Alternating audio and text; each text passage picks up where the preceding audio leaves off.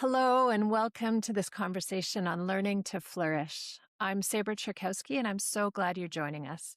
This space is about reimagining schools, education, leadership as opportunities for all of us to flourish together, where we shift the conversation from burnout to agency for well-being. The conversations that we will have today and similar conversations that I will be having with other guests and friends, it's a chance for us to reflect together, to ask questions that matter, and to share what we're learning along the way.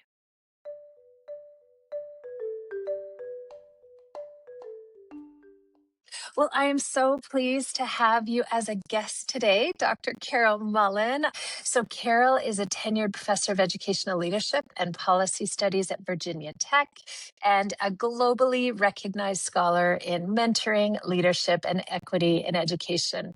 Her work has helped redefine mentoring as a relational, collaborative, and well-being centered practice across schools and higher education. So she has had a prolific career. I won't read all of it here, but she has more than 30 books, more than 200 publications. She has been awarded, this one I love, a Living Legend Award for her impact on mentoring and educational leadership. I first met you, Carol, through a colleague, through a friend of yours who had become a colleague friend of mine. And it was at a conference a couple of years ago. We, I think, had almost an immediate connection, almost like a synchronous energy effect, recognizing what I would call a soul sister in academics, in education, in teaching and research. And I think part of that was our Canadianness, which we will maybe touch on. The other part of it, I think, is what we'll explore today and what I've been exploring in these podcasts.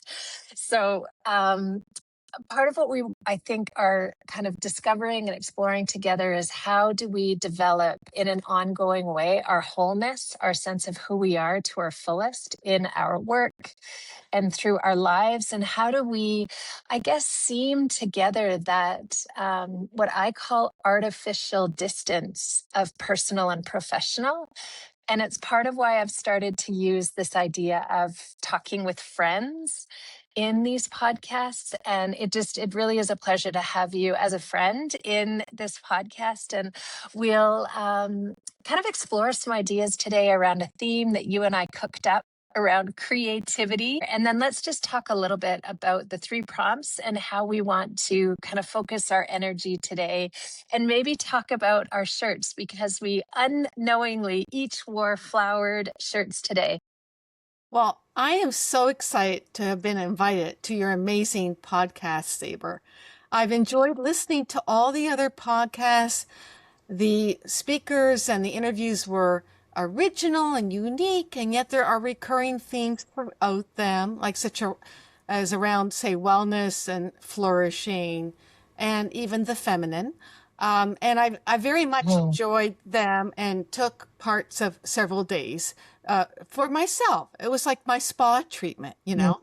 I love that. And the fact that you reached out to me, given that we have physically been together one time and we spent a lot of it enjoying and laughing and having fun in different ways with a group, you know, of faculty and students.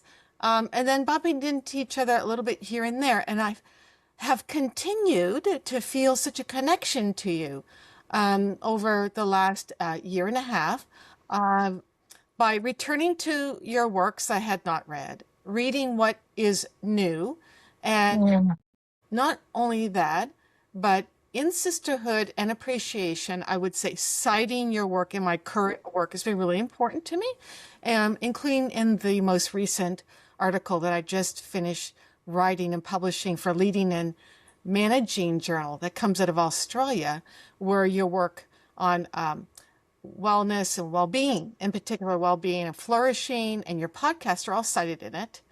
And so I thank you for that, because I see what you're doing is truly cutting edge.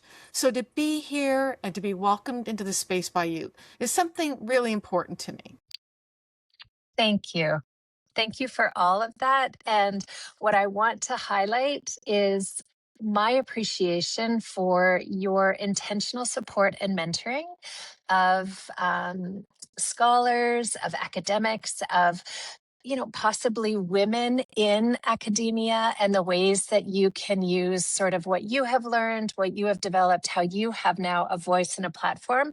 The intentional support and mentoring, it's not surprising to me that you were given a Living Legends Award. And I think it was probably for your work in mentoring. And I think the mentorship that you live out is really deeply appreciated. And so thank you from all of us. And I know there are many that you take under, that you kind of bring alongside and lift up. So thank you for that. You. Thank you. And I would like to talk about our shirts that you drew and our hairstyles. Yeah. And so for myself, I thought, I do know from a little bit of a pre-planning session with you and my own love of wildflowers in particular, that it was a must to wear a field of flowers. Yeah. And so I put the cloth on. I went, right, this works. And jewelry, I went, but I am missing something. I'm missing actual flowers. And I would never typically do this, but I have the actual flowers on that I collected, some of them yesterday Wow. as part of my field trip, our first exercise that we're going to talk about today. So I'm wearing my field notes that, and a field of flowers is represented in this fashion, right? And I moved it into and through the jewelry. So it's living freely in.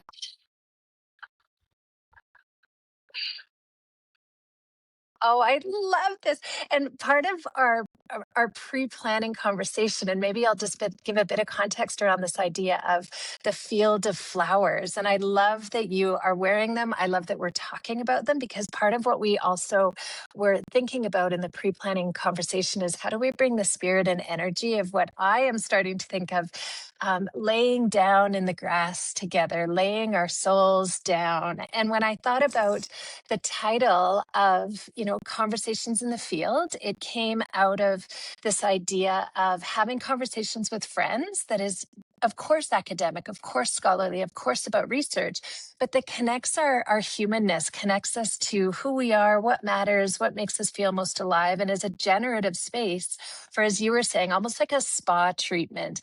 How do we nurture ourselves through these conversations? And the idea of the field was to connect scholars and practitioners to think about what has been important for me in my work is that my research is having a resonance.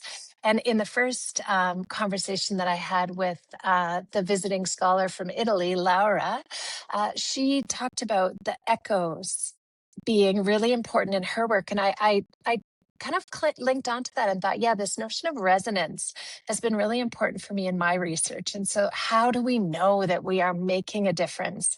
And that's part of what it means to flourish, is to know that we are part of a group making a difference.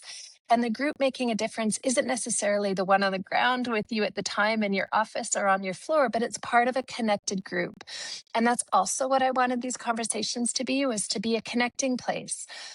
Starting of a network, a field of flowers. And we are those flowers coming together to connect our energies.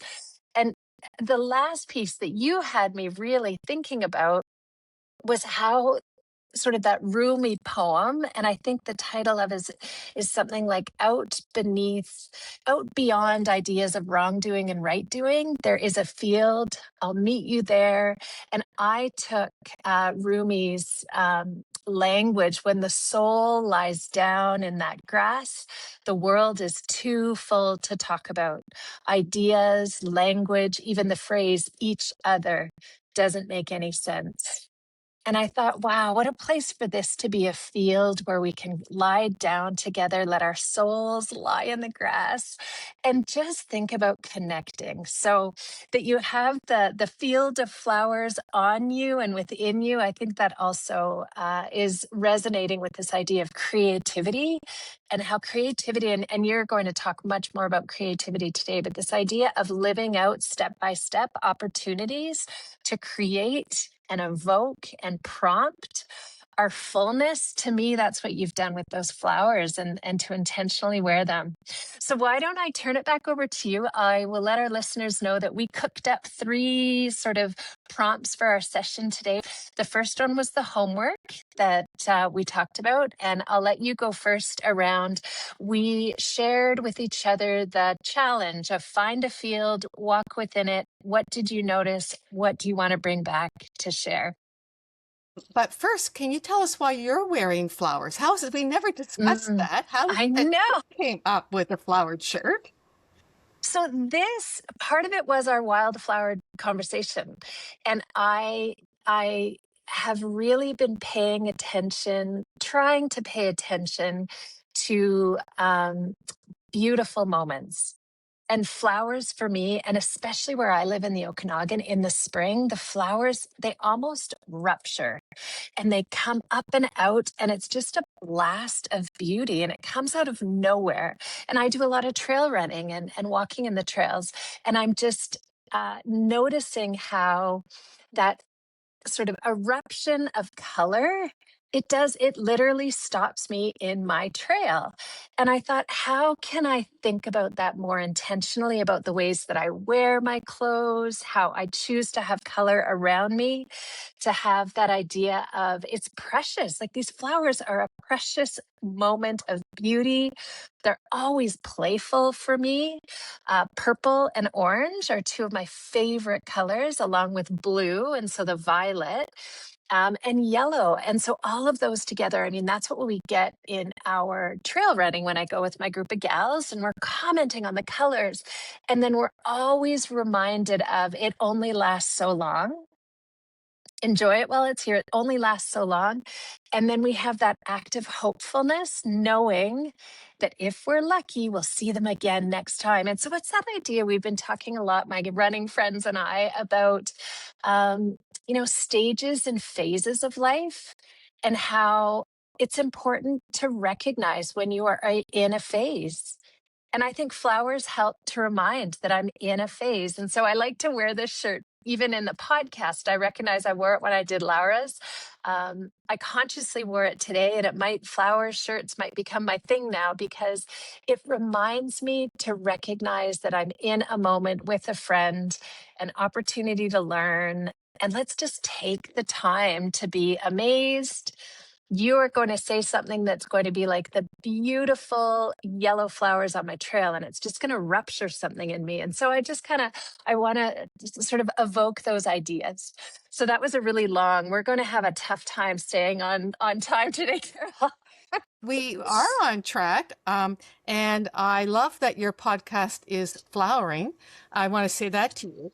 So I took the first exercise very seriously, and I Yes. wanted to do it closer to the time of this podcast. So yesterday, I went onto the Huckleberry and I wrote many, many, many field notes into my phone as I was walking. Then I came home and I condensed them. And then I walked away from the field notes and I wrote a poem about the field notes. Mm. So if that's okay with you, I'd like to read the short field note and draw attention to how you're not going to be hearing about the flowers in quite the same way you described.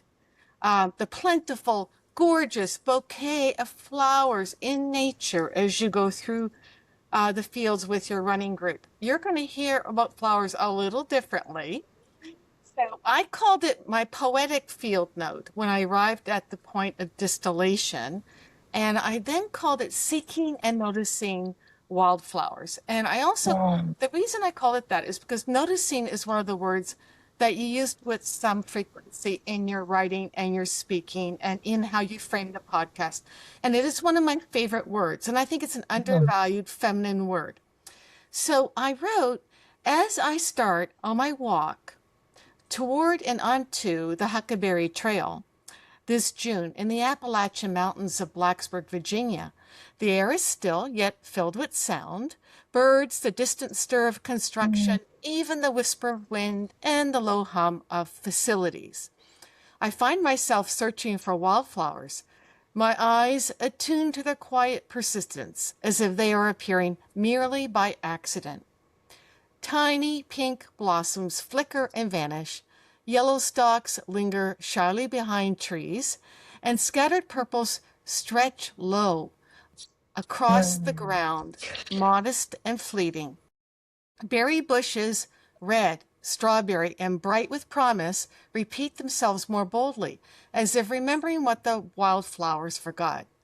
Flowers arrived not in fields, but in fragments, a paintbrush lifting color into being, a brief sweeping of pink, a hidden cluster of yellow, a distant bloom of white. The wildflowers are easy to miss, yet I keep looking, drawn by memory and longing, recalling childhood fields in Nova Scotia overflowing, and wondering now if that abundance was real or simply a feeling that still lingers. Here, wildflowers exist in quiet defiance, sparse but insistent, reminding me that noticing is its own kind of finding. Girl, thank you. I wrote That that was for you. For beautiful. you? Thank you. Yes, I Thank did. you. Can you repeat that last? Noticing is its own kind of Finding. finding. I love that. Okay, beautiful. I wrote down so many words that were just popping out for me. This idea of being attuned is so important. And I think, kind of like noticing, it's underappreciated in its complexity because it requires a fullness. It requires a fullness. And I think what I was hearing through your writing was this notion of the fullness of who you are in relation to what is possible. And the other piece was the promise. I've been really thinking about ideas of hope lately and the idea of promise, of memory and longing, and the promises that are, I think, fulfilled when we, and this is my kind of interpreting now, but that idea of noticing is its own kind of finding allows us to have fulfilled promises. For that. And I think we push too hard on the notion of ensuring that our promises are fulfilled. That's that entitlement piece. And it's linked more to, the idea of attuning to the potential through memory and longing. It will draw you back to where you want to be and where you need to be, and that your promise will be fulfilled through noticing, and Yes. that finding is there. That's beautiful, Carol. All the fullness of the moment is present Yeah. if we are attending. And so I thought, I can't give you flowers, but I can take some of them and wear them. And this is my bouquet that I'm giving to I you love this. virtually. Thank you. Oh my gosh. And received with such It makes me like I'm in gratitude. kindergarten right now. That's what I'm feeling like. I'm just going right back. Yes. Well, and I think we need to go back there. And I remember there was that one book, and was it Robert Fulghum or somebody? Everything we needed to know, we learned in kindergarten. And that really is part of what I've been trying to connect into, ideas of play and creativity. And you know, I spend a lot of time trying to think, who am I becoming? And then I want to pause with that and think, no, you already are. How can you just further kind of go inward to find all of those pieces that are already there? There's nothing else that I need to go find. It's all within me, it's within you. And this idea of bringing it out and being your full kindergarten self with me this morning, oh, that is such a gift. I love that. I love that. I love I that. love you were reminding me of something when I went to kindergarten the first day. I went very prepared. Of course you So did. I had a briefcase and it had Barbie Of course dolls you on it. did. Yes, painted Barbie dolls. And inside were all my dolls and toys. And I went to school, and my whole thing was make friends. How to do that? Have all your toys with you. So from day one, I learned have your toys with you if you want to have friends. And then I learned have your sweets and your candies with you too. Yeah. I love that. Well, and part of this kind of connects out if you think about, how have you managed to have such a prolific career. And how have you maintained your creativity through a system that kind of tries to squash our kindergartenness? Kind of wants us to be more briefcase and snapped up and less let's have doll time together and build friendships, which we now know looking back on it. Again, it's that fulgum, everything we needed to know was already there. Relationships, friendships, connections. This is where our deepest moments of collaboration come from. About my work in terms of accidental creativity, which is the poetic field note that I just read. That's accidental creativity because they're wildflowers. They're not planned, right? They don't live and breathe according to a grid. And so there's accidental creativity in my own life too. I'm not always aware when it's going to happen, but I also planfully go about being creative.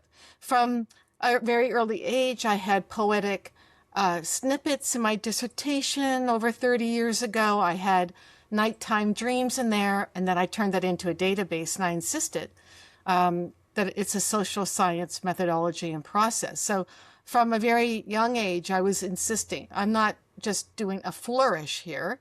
I'm actually turning creativity into data and using creativity as a process for social science research and methodology. So to me, it's just a natural part of who I am. It's a matter of encountering and dealing with reviewers and other folks for whom the creativity part is awkward in educational leadership. If I'm going to have a proposal rejected at a conference, it's going to be on creativity. So I learned that, so I sneak it in. Or sneak it in the context of innovation, because that's your more strong masculinist concept. People can go with that and fund that and recognize that, and then I sneak it in that way.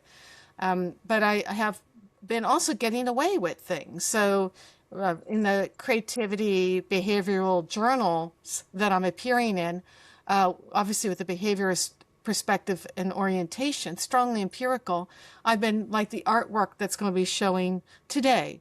Sunflowers that we could talk about, that's going to appear in one of my works in Cambridge University Press. I have other artwork appearing. So and these are with empirical creativity researchers who are not in educational leadership, for whom the artwork, the aesthetic piece is not part of what they do.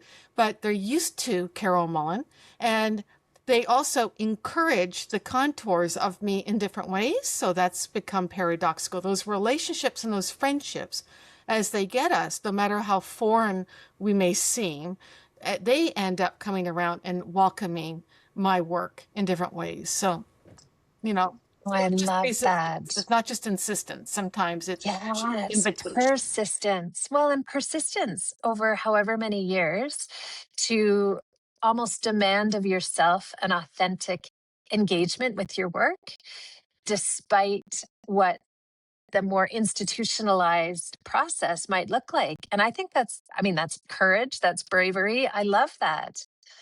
And I have tried to stay, it hasn't been that I've tried to stay connected, but my creativity has been in trying to understand how to connect more consistently and more deeply with academics, but from, and I'll just say the word, a love focus. And that's part of what my creativity has been, is and again, it's like the words you used, how do I sneak it in? How do I make it look like more of an educational leadership stance when really it's a connection and engaging with love for your colleagues stance? And the longer I'm in this work, the less I am confining myself to sneaking, and the more I'm just laying it out there, which is what this podcast is. Conversations about the most important thing is creating connections. And the podcast, so my little walk I'm in an urban setting right now, and my walk, I managed to find a trail. I always do, which I think there's something about that. There's something to that. I always find a trail. It doesn't matter where I am. I always find a trail that ends up in a place that just allows me to be for a moment with nature in some way. And every conference I go to, I bring my running shoes. And the first thing I do is I go for a run, and I just aimlessly wander and run wherever I go just to see what's there. And I always end up where I need and want to be.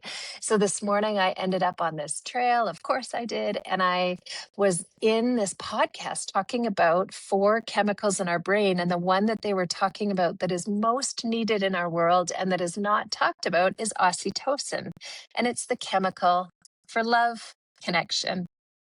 And I thought, well, no kidding, this is what is fascinating me right now. And I totally lost my way, but I found my way. Actually, the way found me as I just thought, oh, I should get going. And I turned in a little circle. And where was I? A beautiful pond, birds chirping in the middle of an urban area. I just managed to end up at this beautiful little bird sanctuary with pond and bulrushes and trees and colors everywhere. And I thought, okay, that's a reminder to pay attention to what you most love. And what I most love and have always loved is how do we create conditions for us all to feel more oxytocin? I didn't know that that's what it was, but how do we create the love drug on a daily basis Yes. and Oh, yeah. sustain it Oh, yes, yes, yes. in educational leadership? In Like, how do we do education. that?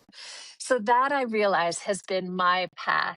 So as we think about sort of your path and around creativity, why don't you lead us in kind of our second prompt? Our second prompt was this idea of talking about creativity. You have, as you were talking about previously, a Fulbright scholarship or grant that allows you to develop this workshop that you've called Creativity Under Duress. That is fascinating to me. And then you talked about accidental creativity. And that's what I really, and you're going to share with us an image and maybe talk a little bit about what this means, this accidental creativity. Yes, well, accidental creativity, and there's an image that we'll be showing for the viewer. This image photograph that I created when I was talking with my sister a few weeks ago. So this is a new image, and she is a gardener in Canada outside Mhm. of Toronto. And she said, I took a picture of sunflowers. I went, oh, can you text it to me while we're talking? And she said, sure. And she did. And I said, where are the sunflowers? And she goes, you can't see them? And it was a lot of greenery. And then I saw red potted plants, but I couldn't see any flowers. And so I said, I can't see them. And I said, do you mind if I go create an image from scratch? She goes, well, why would I mind? Of course, do that. Yes. Um, Go forth. You know, she's very creative herself. So I did. I started with the sunflowers as I see them and imagine them. And then I created potted plants that are dull, and I created a grayscale image for the rest of the natural image. And this is to emphasize the sunflowers. And the sunflowers are representing accidental creativity. And I said to my sister Rhonda, you know, I see sunflowers as accidental creativity. She said, what do you mean? I said, in this sense, because you dropped some seeds in a potted plant, but you didn't even know what they were. And then you're saying that in other potted plants, the birds must have picked up those seeds and traveled forward. And then now you've got these sunflowers in some random pots as well. And that's accidental creativity. Like you were not expecting to be creative in that moment or have sunflowers grow so tall. And that's why you're so excited. You want to share them with me. And you can't see them. I can't see them in the photo that you're sharing with me. That's part of accidental creativity. It can be terribly hidden from sight. So when a mix of seeds finds its way to this kind of beauty, we must stop and pay reverence, you know, with an artwork or what have you. Now, this plays into the larger scheme of the Fulbright and other work written and published by me and Creativity Under Duress, because there's some duress and some struggle that came into being to allow these sunflowers to flourish and take over the pots as I see it.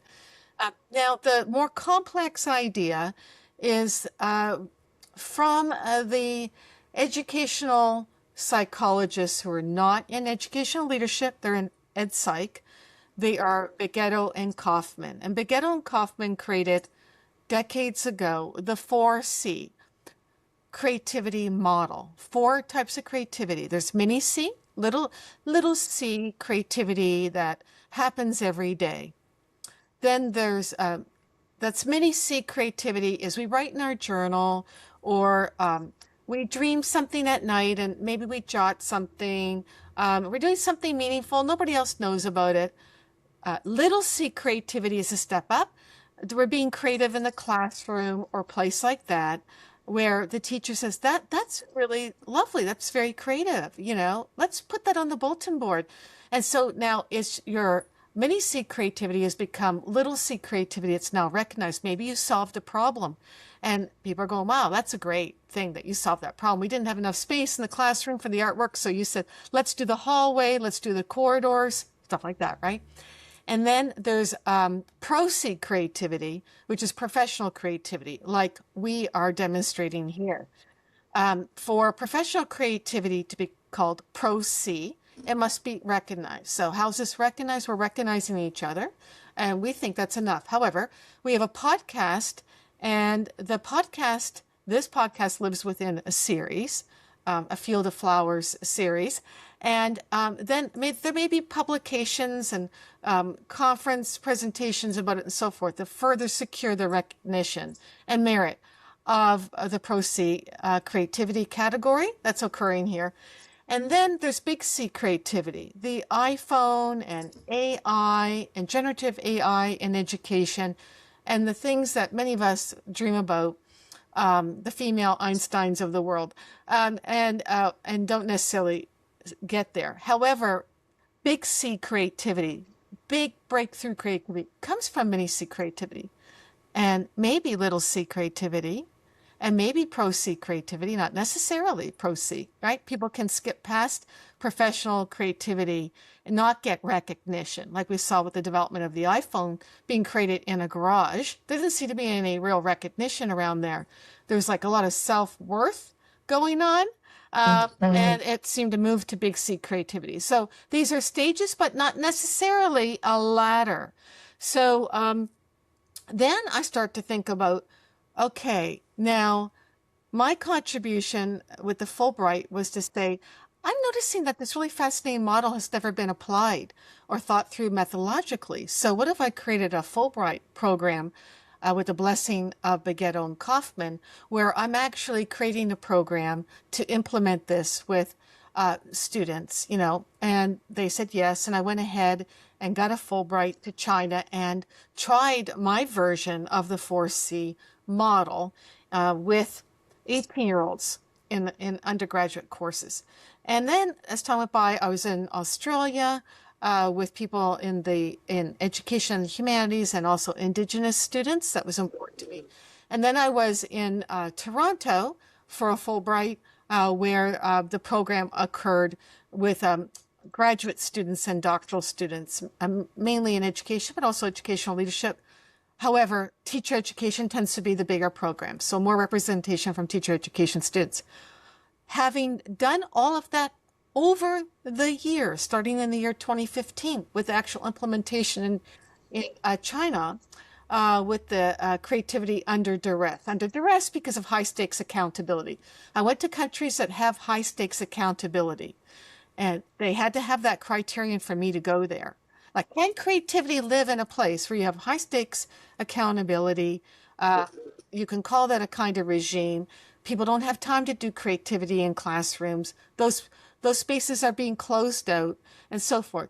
So those were the constraints I imposed in order to select countries and places. And that's how this came about, these sort of multiple Fulbrights and Fulbright extensions.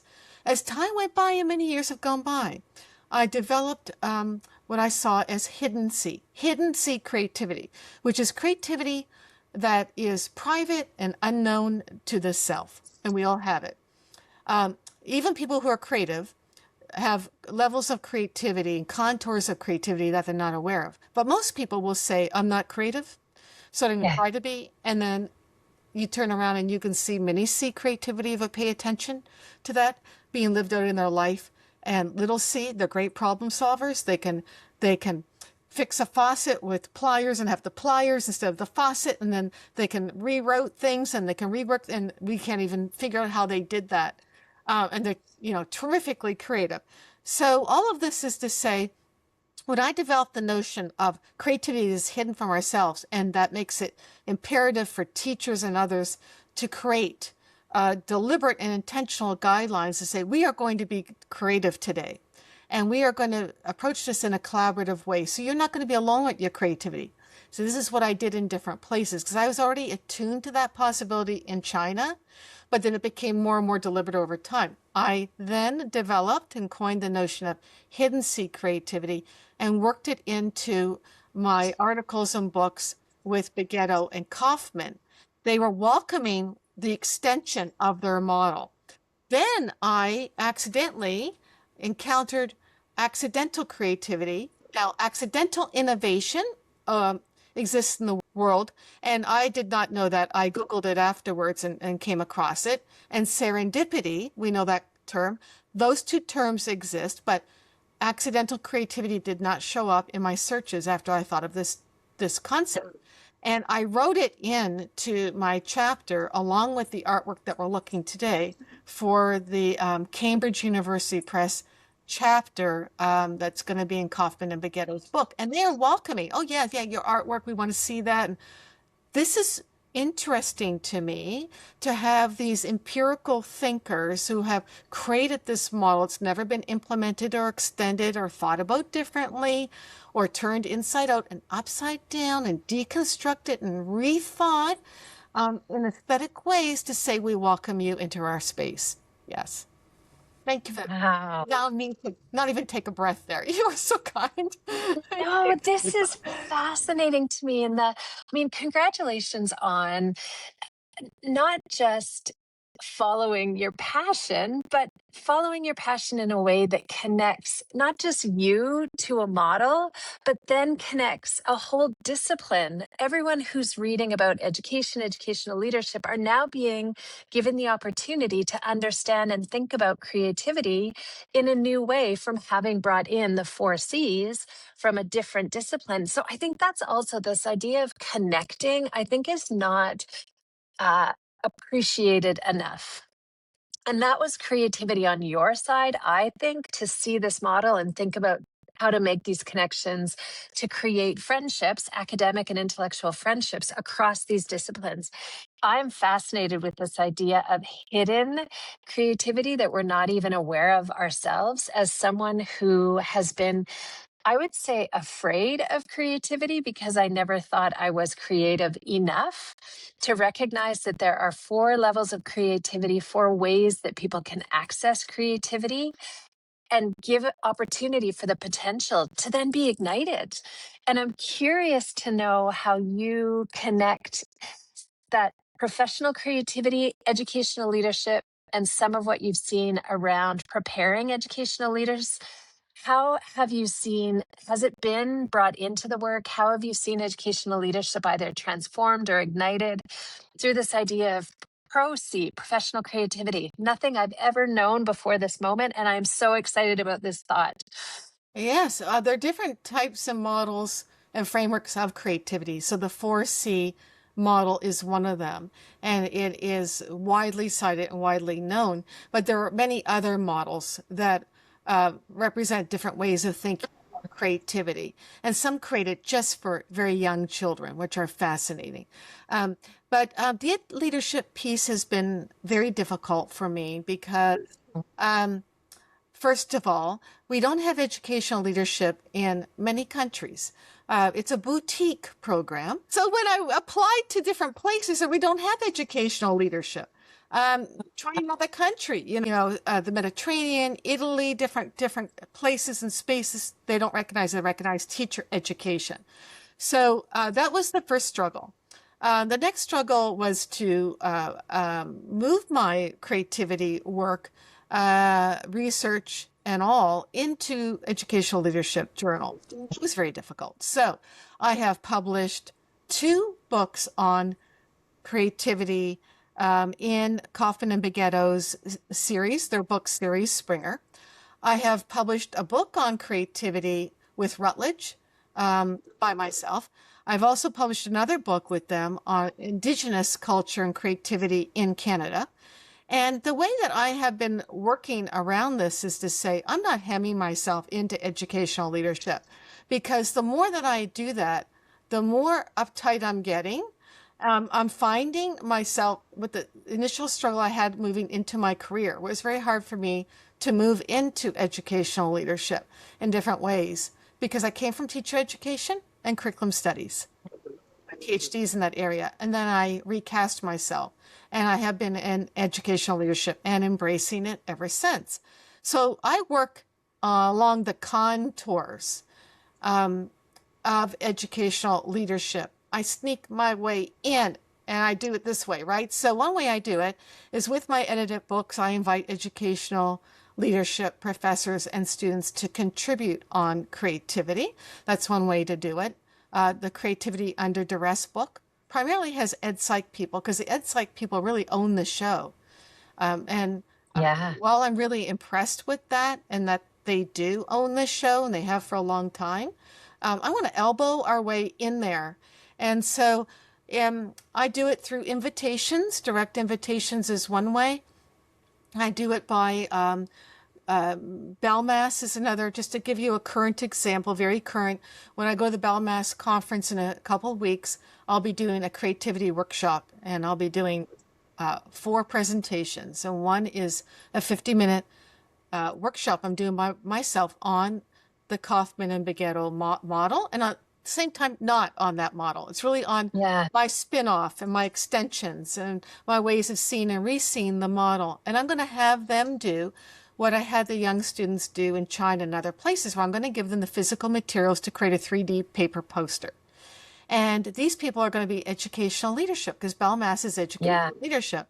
So I'll have educational leadership faculty and students exclusively, which is what I am very excited about. I have created spaces like that in the past, but not at a conference in this way.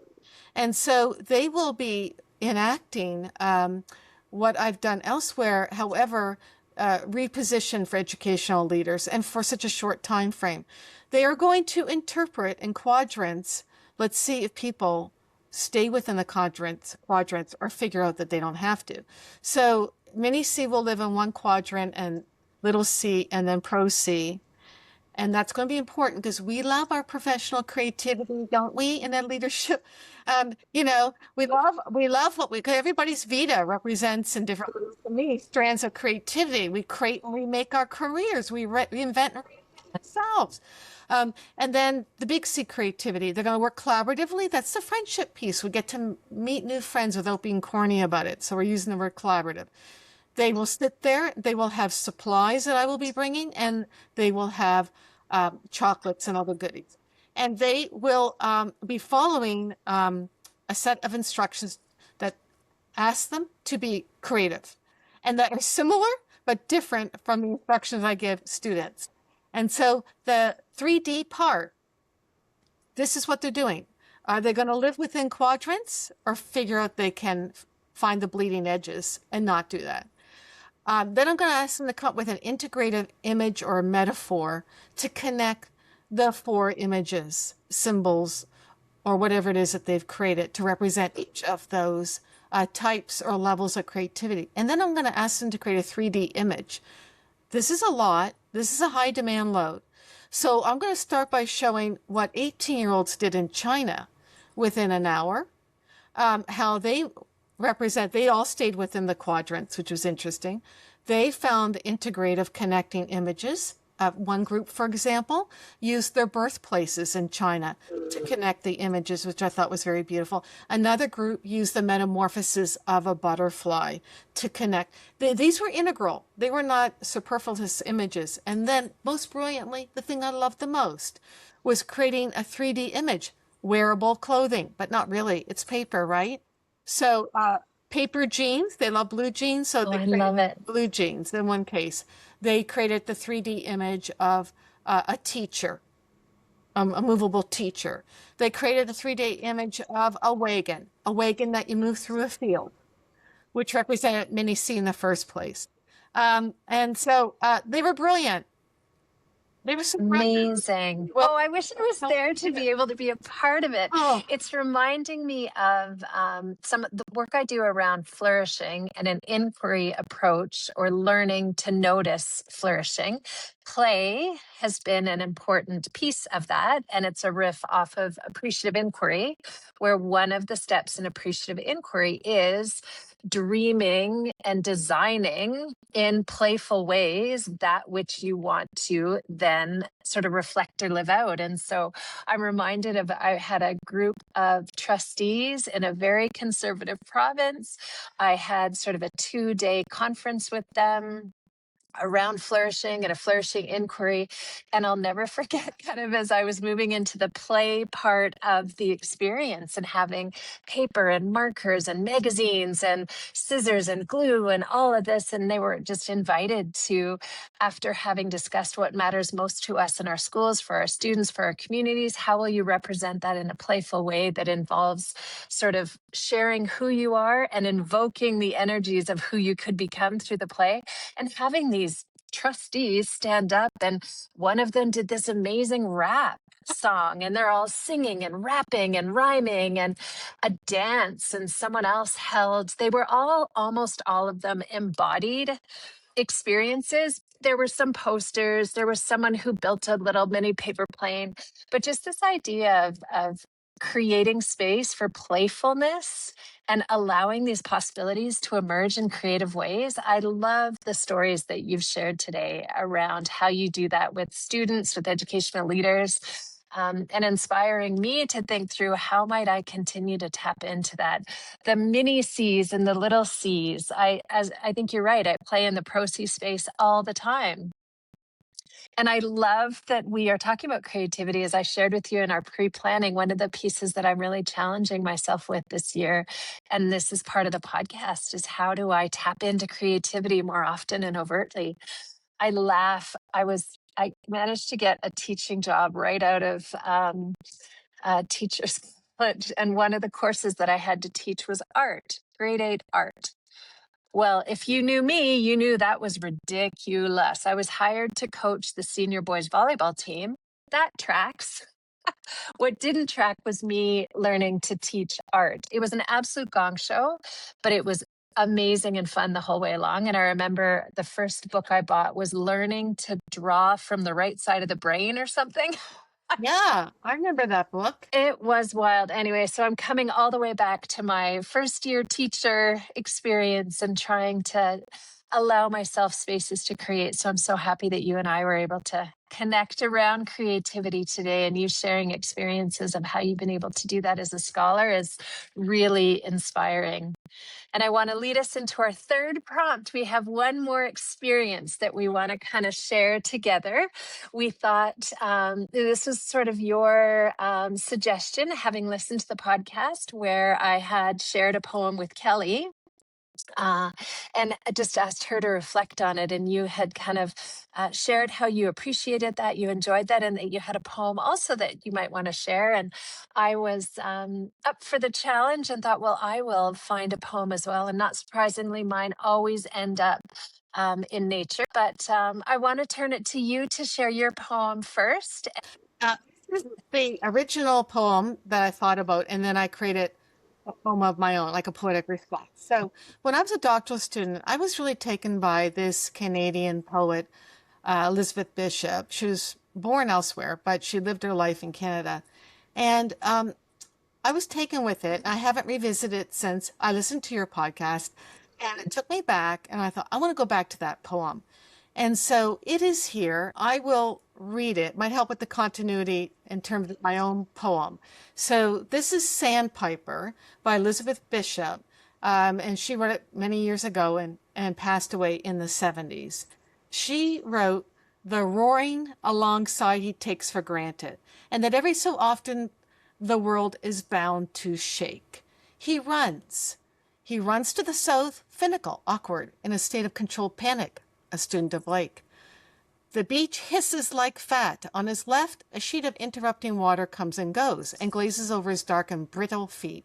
He runs straight through it, watching his toes, watching rather the spaces of sand between them, where no detail too small, the Atlantic drains rapidly backwards and downwards. As he runs, he stares at the dragging grains. The world is a mist, and then the world is minute and vast and clear. The tide is higher or lower. He couldn't tell you which. His beak is focused. He is preoccupied, looking for something, something, something. Poor bird, he is obsessed. The millions of grains are black, white, tan, and gray, mixed with quartz, grains, rose, and amethyst. Okay, so why am I obsessed with this poem? And I am obsessed with it because I've returned to it in conversations with people over the years. I'll say, oh, like a sandpiper. What do you mean? And then I'll tell them about the poem. So first of all, she invokes Blake quickly, William Blake, to see a world in a grain of sand and a heaven in a wild flower. Hold infinity in the palm of your hand and eternity in an hour. So I said to myself, William Blake is speaking big picture, like an eagle. And so eagle comes to mind for me, and it always has with this poem. Where's the eagle? And the sandpiper is not doing what William Blake is doing. The sandpiper is the antithesis. The sandpiper is obsessed with the grains of sand on the beach. The sandpiper is not seeing or appreciating or noticing a world in a grain of sand or heaven in a wildflower. They don't have that perspective. So I thought, and I've always felt, but I feel more passionately now than ever. Wait a minute. I don't like the way the sandpiper is being represented. For me, the sandpiper is me. That's why I don't like that. For anyone in the moment where the wildflowers spring forth, obsessed with the details, right? And that is where the wildflowers come from. And for me, within us, that is the sandpiper. We need the sandpiper. I don't understand why we're depicting the sandpiper as having, say, brittle feet, right? And myopic and unable to see the big picture, yes, like an eagle. Then I start to move to, in thinking about today, feminine and masculine images. So if I were to rewrite this poem, is the sandpiper the feminine and is the eagle the masculine? William Blake, seems very much inclined to say the eagle's going to win out. If he's going to write a sandpiper poem, the sandpiper probably would have become deceased and become like a grain of sand and washed away and experienced nothingness at the end of the poem. So I am very obsessed as a person and obsessed about creativity, and I embrace my obsessiveness or I wouldn't be here. Now then I turned to a short version and a long version. I wrote a long version in poetic response, and I wrote long and short. So I'm going to read just my short one. And my poetic response is to Bishop, and I'm writing directly to her now. Maybe I'm implicitly writing to William Blake because I subtitled it Feminine as Sandpiper, Masculine as Eagle. Okay, so she walks the shoreline, a sandpiper reading tides, finding strength in shifting edges and closeness to what changes. He rides the sky, an eagle of height and distance, seen far, striking fast, power held in breath. She endures through attunement, he commands through elevation, yet sky depends on shore, and strength is not only in flight, but in staying where worlds meet. Mm. So it is both, isn't it? It's the integration. It is. Wow, that's breathtaking. It's a sandpiper with an eagle's head. It's beautiful. And the one piece that I kept wanting to come back to in our conversation that you started with that is now coming full circle is this idea of the feminine spirit, essence, wisdom, balancing is a strength that we don't embrace enough. And even thinking about, that the sandpiper, that the meanderingness of the sandpiper, Mm. that is such a strength.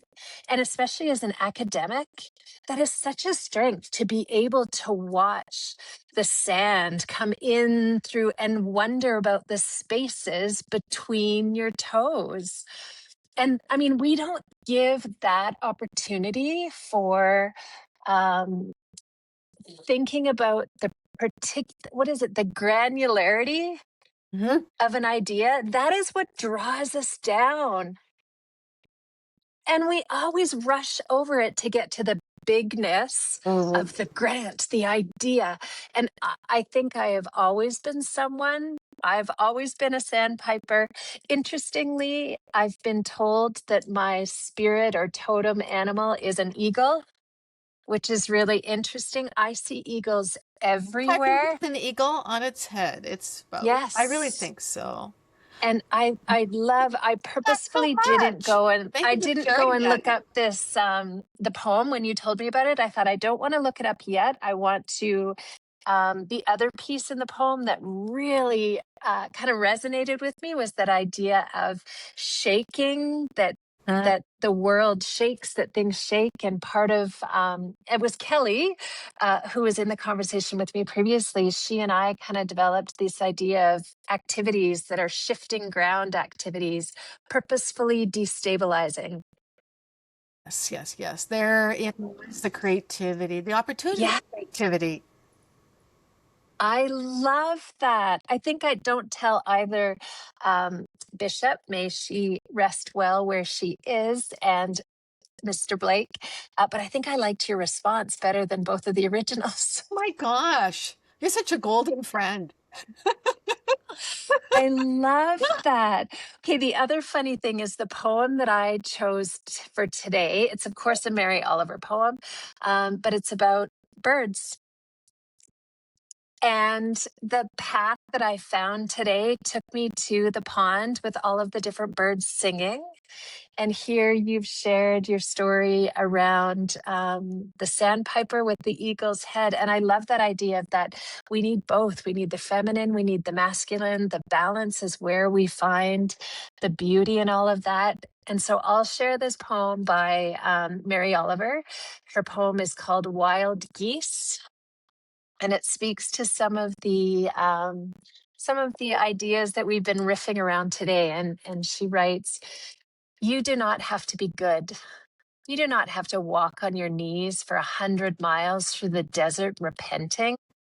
You only have to let the soft animal of your body love what it loves. Tell me about despair, yours, and I will tell you mine. Meanwhile, the world goes on.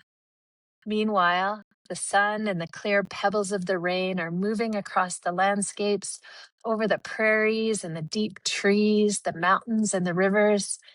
Meanwhile, the wild geese, high in the clean blue air, are heading home again. Whoever you are, no matter how lonely, the world offers itself to your imagination, calls to you like the wild geese, harsh and exciting, over and over, announcing your place in the family of things." Don't you just love? I mean, I love the ideas of smallness amidst the larger nature that goes on and reminding us over and over again, like we are enough. We don't have to keep scaling the ladder over and over and over again. Like it's just an invitation to the field. Like, let's just lay our souls down together. Let's quit scrabbling over one another and just let the soft animal within us. Don't you love that line? Let the soft animal within you love what it loves. No judgment. I love that. You know, how do we listen to the soft animal that guides our ways? Mm, It's gorgeous. And you know what? Maybe we do need to walk on our knees in the field of flowers.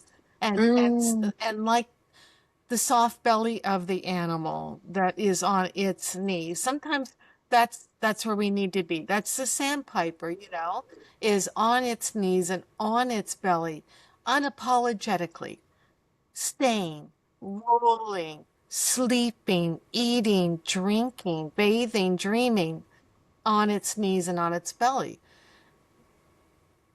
Like, what's that? Yes, unapologetically. And then knowing you have, friends around you who will dust you off and turn you over and help you up again. I love that idea of, maybe we do need the hard things. And one of the other chemicals in the brain that this podcast was talking about was dopamine, and how dopamine was initially the pursuit chemical, and that it allowed you to pursue hard things. And as soon as you accomplished the hard thing, the dopamine receded, and then you were sort of motivated to pursue hard things. And that our dopamine has gone completely haywire with all of the instant gratifications, mostly from technology, but also from, instant gratification through food, through all of the various substances, and that our dopamine meters are out of whack. And so, how do we learn to do hard things again? And I think you're right. Mary Oliver calls us to that in the poem about it's okay to be on your knees, and let me tell you about it. And then you share about the despairs from you being on your knees, and how do we connect around the hard things and celebrate. Yeah, I love that. I hadn't, that's another layer to the puzzle that she keeps having me think about over and over again, and why I keep going to nature, just to kind of experience over and over again, like, who am I amidst all of this? Oh, right, I'm just one little speck within a larger. Oh, beautiful. And I love your story that you told of the pond and how you like to go in different directions. And you stumbled across this pond, this beautiful pond, and the way you described it was just so lovely. And I think that educational leaders, it's really important to go in different directions and find these spaces that are unexpected, that allow for accidental creativity. Because you know what, sometimes we're so busy efforting and trying, like to contribute to our VITA and our annual EFAR evaluation, that that's all efforting and that's all really hard and all that stuff. But sometimes we don't need to effort. It's about being present, and present in the way that you are so fully capable of being. In the time that I've known you, I've really come to appreciate how you're so present as a listener and in conversation, and how you build meaning. And I think that there's a relearning that we can do in educational leadership around appreciative inquiry or being present in the moment. Because when I went into educational leadership, after having already been in another discipline related, I found, wait a minute, to be a survivor in educational leadership, I need to think macro and big picture and deductively. But I think micro. I, Eagle. I think sandpiper. And and and I'm not defending what I'm saying. I don't think that's the dialectic that's very important to me. And but when you have positional authority and you have formal authority and informal authority in educational leadership, and within all of us who are in this field, sometimes with flowers and sometimes bereft of flowers, when we're in it, we are forced to socialize to think macro. I think of our doctoral defenses, the students told, what is the significance of this topic? Well, of course we should be thinking about that. What is the takeoff? What's the so what? And all the masculine driven questions that we all conform to. We need to also be asking different sets of questions, different types of questions that you ask. You ask Sabre and you ask of your podcast collaborators. And that is, to think about noticing and serendipity and love and relational knowing and these gifts that you give, that you grant. As someone who's highly successful in educational leadership, you have found the recipe for yourself. Well, thank you. And on that, I mean, that's a perfect closing, I think, for us. I want to thank you so much for so many things. First of all, for accepting the invitation, and then playing with me. Yeah. And with, our first, Wow. you had kind of said, our first planning conversation could have been the podcast, and it really was. And I think part of what I really appreciate is this opportunity to play together, to connect ideas, to riff off one another. And I really appreciate the opportunity to have been able to do that twice now with you, first in our planning, and now to see the ways that our homework activities and our prompts have come together to allow the space for us to lay down together in the grass for a while. I just am so appreciative of that, and that you wore the flowers today. I cannot tell you how much that means to me. I think that these are opportunities. They're sort of active hope moments where we can take everything that we've enjoyed in this time together, and it will ripple out. Someone will hear it, someone will see it, or we will enact something from today that's going to shift our world in some way toward something beautiful. Another set of wildflowers is going to bloom from the seeds that we are sowing together here. And I just really want to thank you for all that you bring to this. I'm so excited to be in person with you sometime soon. Yes, I'm looking forward to that. Thank you for inviting me to your amazing and unique podcast. And I love all the podcast talks. They're very educative. I hope that they're making their way into doctoral seminars and master seminars, and that they're being played for people to listen to. Those are wonderful. Keep up the great work. Let's look for text-based versions of our podcast. I think it would be terrific to have an edited volume come out. And thank you for thinking of me, because the people you've been inviting are people who've been in your world, in some cases for a very long time. I feel even more privileged to have been extended this invitation by the amazing Sabre. Thank you. Thank you. Thank you to the living legend, Carol.